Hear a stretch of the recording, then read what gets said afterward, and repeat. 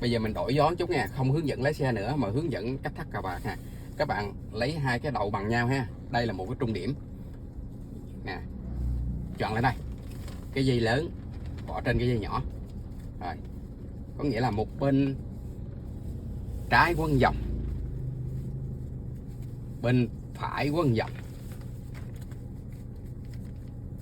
cả hai bên quấn vòng. Rồi trên này mình để xuống này.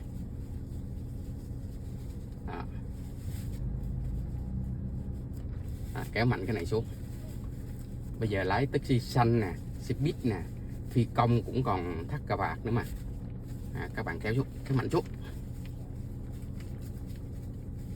Nếu các bạn làm quen trong vòng 30 giây các bạn xuống sửa cổ ấu này cho đẹp nè. Các bạn sửa sao sửa ha, sửa nhìn cho đẹp. Đó, vậy là tôi hướng dẫn các bạn thắt xong cà vạt rồi đó.